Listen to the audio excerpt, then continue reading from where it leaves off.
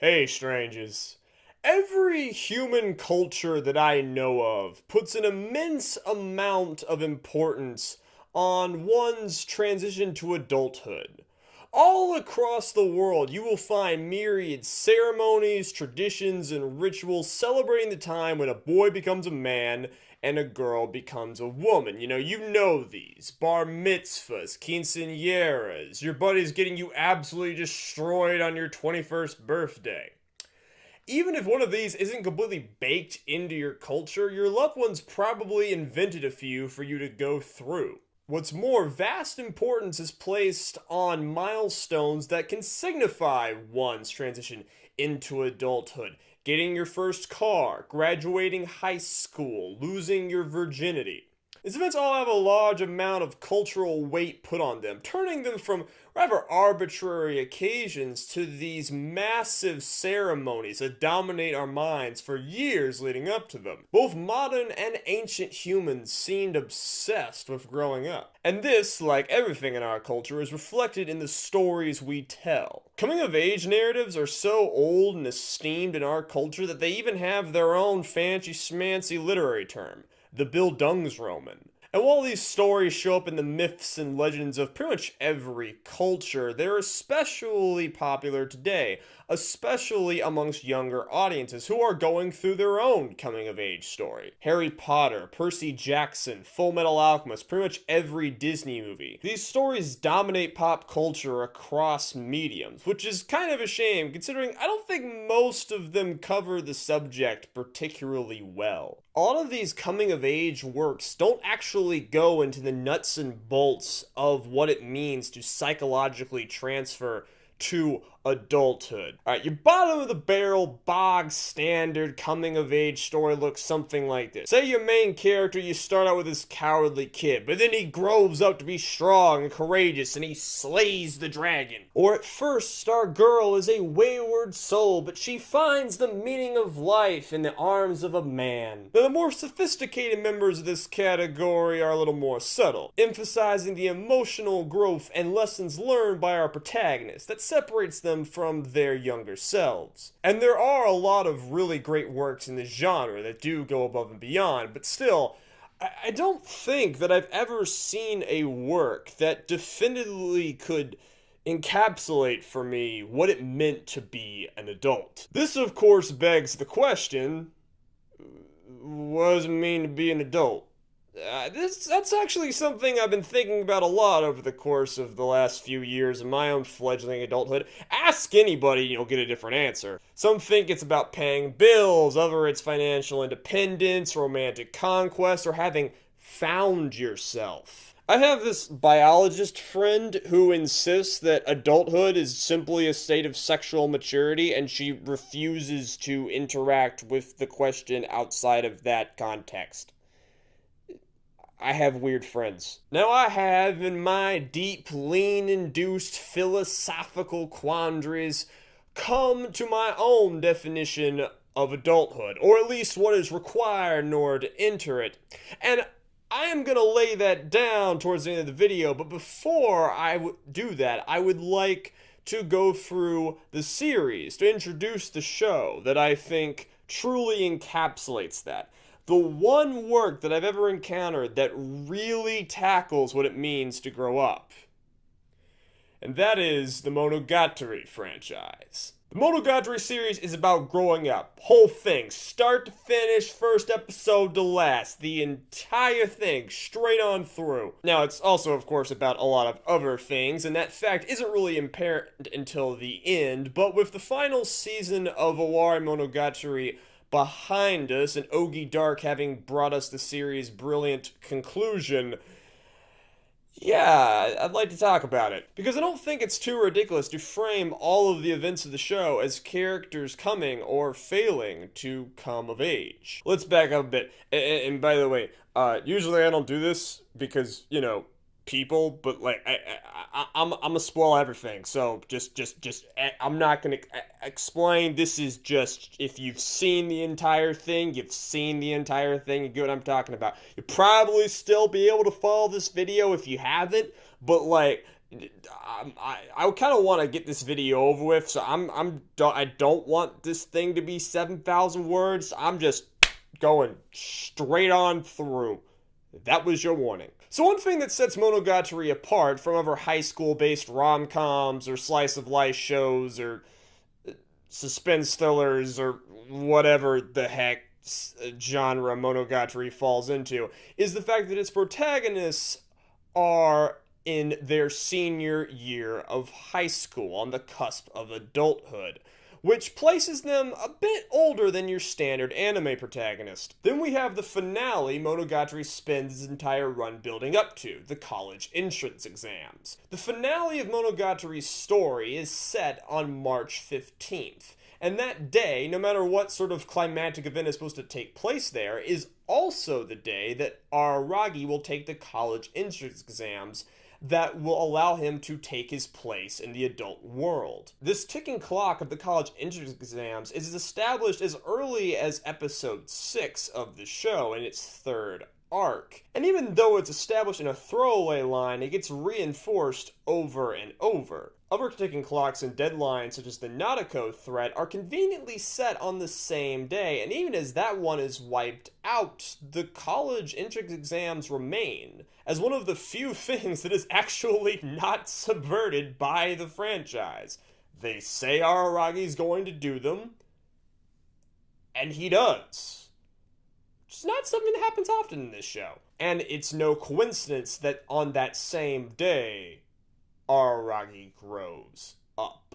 Children are defined both by their immaturity, but also by their lack of ability to deal with the challenges of the adult world. We generally say a child is growing up when they start to demonstrate that they have the ability to deal with those challenges. And while I think that's really important, the older I get, the more I feel like it's focusing on the wrong thing. Because children aren't just non-capable adults. Childhood is not easy. It's confusing enough as it is, but it also rarely goes as planned, and I've never met anyone who came out without a few scars. I know I didn't. Children are rarely healthy creatures, at least not mentally. When forced to cope with traumatic events or stress, they rarely have the self-awareness or experience to deal with it in a healthy way. It's far more likely that the child will turn to some sort of coping mechanism or unhealthy worldview that will help them justify the event and deal with their life. And the weird thing is, those things usually work. Coping mechanisms are designed to provide a measure of relief to the person who's suffering, but they don't last forever. The first 2 episodes of Monogatari make up the brilliant Hitagi crab arc. In said arc, we are presented with a problem. The character Hitagi has had her weight stolen by a mystical crab, and our main character Araragi endeavors to help her get it back. This relationship is first framed as adversarial, with Hitagi being the clear victim of the crab's actions. It stole the weight from her. But at the end of the arc, things turn out to be far more complicated, because when Hitagi confronts the crab, she doesn't curse it, but she thanks it. Thanks it for all the things it did for her. We learn that towards the end of her middle school years, Hitagi was sexually assaulted. An event that left her not only mentally scarred, but deepened the wound by estranging her from her mother. Hitagi couldn't deal with the event. Few 14-year-olds could, or should be expected to. But these memories were causing too much pain, so much pain. Hitagi needed a solution, so she decided to suppress them. She summoned the crab, and relinquished to it the memories of the event and of her mother. But this was not healthy or sustainable. Hitagi didn't solve her problems. She didn't get over the trauma of what happened to her. Instead, she delayed her own healing and ran away from the thing causing her pain, and that did allow her to live her life. But that life turned out to be friendless and hollow, far less vibrant than her middle school years. This lack of wholeness is represented by her lack of weight, which has left her stunted and vulnerable, just as her suppression of her memories has left her emotionally stunted and vulnerable. I think that coming of age is the process of becoming stable. In chemistry, the word stable refers to an atom or compound that, if left alone over an endless period of time, won't fall apart. There's no degradation, no half-life. It's perfectly built and constructed with no inner weaknesses causing it to eventually decompose. Stable compounds can exist. That's what the word stable means. They can exist. Just as stable people are the only ones that can really exist. By the way, I really like this framing device. Recently, when I've been having my own mental health problems, I have referred to it as me being and me feeling unstable, which allows me to try and move towards more stability, which I try to do. And throughout the Monogatari series, we see characters becoming more and more stable. Everyone has a problem that's eating away at them inside, and they're either trying to ignore it or treat it with a solution that's completely unsustainable or just flat out doesn't work. Everyone's problem is growing worse as well, and soon the half-baked countermeasures they've come up with to slow it down aren't going to be enough. But no one can solve their problem for them. You can't force someone to love themselves, or acknowledge their true feelings, or confront their abuser. As Oshino says, people can only save themselves. Hanakawa has, at the core of her mind, a devastating and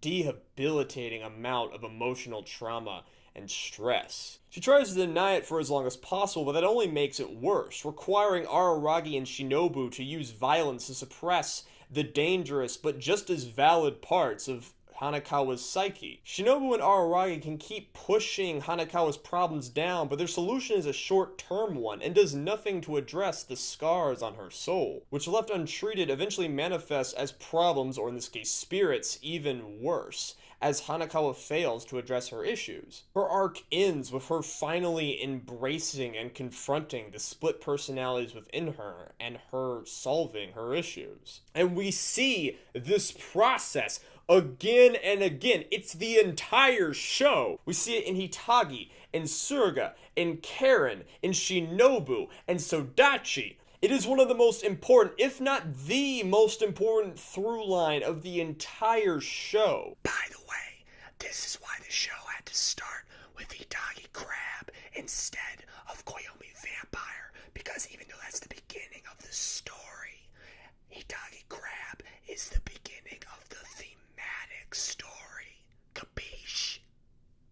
Why am I whispering? Monogatari wants its characters to evolve from troubled children to whole and complete functioning adults, and warns that their problems will only grow worse and worse if they fail to do so. And those problems do. Nanako is the show's cautionary tale of what happens to those who don't address their issues, as she instead dives deeper and deeper into her own coping mechanism, eventually endangering everyone around her. It's no coincidence that Medusa Nanako is far more childish and immature than she ever was before, and her conflict with Kaiki is the show's probably most obvious statement on the difference between children and adults. Nanako is the child, prepared to throw away all of her hopes and dreams of a future just because she refuses to confront her own personal failings and the reality she's found herself in. And she is defeated by Kaiki, an adult who has obviously had to learn a lot of life's lessons the hard way. A man who we can tell has been beaten down more than once. And Kaiki's speech is about all of what Nanako would be giving up if she refuses to let go of her delusional hang-ups. It's about how she shouldn't let the pain of her childhood destroy the beautiful possibilities of her future. That she is infinitely more valuable than what she thinks she is now, and that throwing away all of her talent would be the darkest of tragedies. Okay, this section isn't going to take long, I promise, but I did not have a particularly pleasant childhood. And I really didn't have a good time in middle school. Fights, depression, anxiety, suspensions, a police interrogation at one point. It wasn't fun. But by all accounts, my high school years were far more successful. I kept my head down, made some friends, excelled in my chosen field, stayed out of trouble, and wound up as one of the most promising students at my school. Then my senior year came. My senior year was one big mental breakdown after another. Fits of rage, panic attacks, putting holes in walls. There's one, actually, in that room. Screaming in the rain at the middle of the night. I tanked my GPA, lost my scholarships, and ended up in therapy. Now, no one wants me to go into the complete sob story of my character arc. I'm sure y'all have stories far more tragic, but here's what's important to this video. What looked to be a healthy, productive, promising child broke down on the cusp of adulthood, almost throwing away everything he had worked for a decade. And I've seen similar, if usually far less dramatic, breakdowns in everyone I know between the ages of 15 and 23. It seems to me almost inevitable. I had my breakdown because even though I was by all observable aspects doing fine, I was doing fine for high school. The coping mechanisms and mental patterns my brain was stuck in were not compatible outside of that framework. They weren't compatible with adulthood, with me fighting for and loving myself. What I had to do, and what I've seen many children do, is let go of the old worldview and unsustainable mental states that the adult world does not give us the luxury to afford. I know this is going to sound pretty dramatic, but I honestly think that in order to survive as an adult, one must become a sustainable person. One must be stable. One must learn how to not fall apart on their own. And that is what we see at the height of Monogatari. During Ogi Dark, the crescendo of dozens of hours of content, a story that took a decade to create, does not end with some epic final battle or a love confession or a race against the clock. It ends with Araragi addressing the demons of his own mind, of him finally shifting from dealing with everyone else's problems and turning to face his own. When he finally confronts Ogi, the spawn of his soul, and saves her, he also literally saves himself. It is a very heavy-handed metaphor. In doing this, Araragi overcomes the chains he had put on himself. The unhealthy attitudes born of a life of loneliness and worthlessness. In this moment, Araragi becomes an adult and is allowed to graduate into his next phase of life. And when the show gives us a glimpse of that Araragi during Surrogate Devil, we see a character who is very familiar but also strangely different, far more confident and assured and beautiful. A sustainable person who knows it's going to be alright.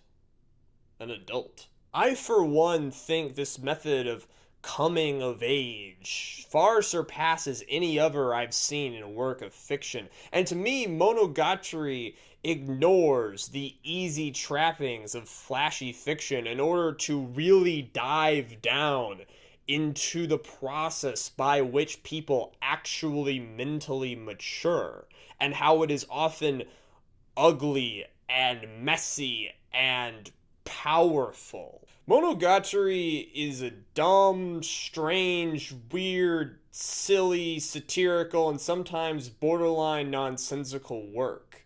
But the reason that it's climbed into my favorites, near the top of my favorites, the works that I consider better than all the others, is because even though it's so strange, I've also find it so weirdly relatable. Because when it does drama, it digs into the real conflicts of life. An abuse, a one-sided love, the death of an old friend, and what it means to grow up.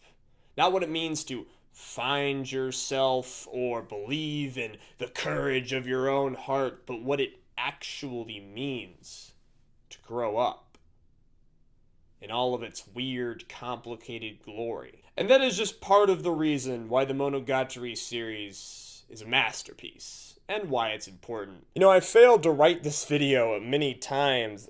On like 3 or 4 occasions, I sat down to write my first big Monogatari video, and I got like 800 words, 1,500 words in before I just deleted all of it. Because it wasn't good enough. It was too overarching. It was too, like, generic, too mainstream. There wasn't enough punch, not enough spice. I kept trying to make this, like, big overview that would introduce, like, all of my thoughts at once on the show, would introduce people to the show, and would just be this nice, clean little thing from which I could go off onto a bunch of different tangents. And that never worked out. I don't know if I could make that video. I don't know if I'm just not good enough to make that video, but I have a feeling that that video just didn't need to be made. I realize that there's no point in me trying to have, like, all of my thoughts on a work, you know, set in stone at one point, and for me to, like, plan out this 17-part video series in order to get down everything I wanted to say. And yes, I actually did that at one point. And yes, that is an objectively retarded idea. Folks, just write what you want to write about. That's what I did. But this is still an introduction to Monogatari. Fans of the series will know that I barely broached, you know, I cut off a sliver of what this series has in store. And you can be sure there will be much more content coming soon, all of which I am much more excited about. Yeah, okay, if you subscribe, it will show up in my notifications, and it will make me really, really happy. I like when people do that. I promise there are days when the only reason I get any work done is because positive feedback, and I want to make people, like, more happy, because that's a good way to live your life. I'm not fully sustainable yet. Anyway, yeah, you can follow me on Twitter to, like, get access to this brain. I have an email address you can contact me personally with, or, like, through the Twitter. Just leave comments. Okay. I always like to give some people, like, comment on. Hey, and I want to say, like, I made a lot of, like, broad, like, statements, in this video that might have sounded a little authoritative.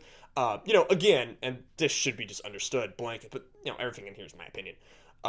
So, in the comments, let me know, what you think it means to grow up. And you don't have to go into, like, super personal detail about your, like, twisted demons at the heart of your soul. But, maybe, maybe tell me, like, when you knew you grew up. Or if you haven't grown up yet by your own measure, when you will have assessed, like, what you need to do in order to grow up. I'd be really curious to see all y'all's takes on this. Because you are, of course, an incredibly intelligent and mature audience. Full of sexually attractive and beautiful, competent people. Best comment gets a DVD copy of Red 2, which is a movie that I own. Alright, I'm gonna get on the next video. Until then, y'all be good.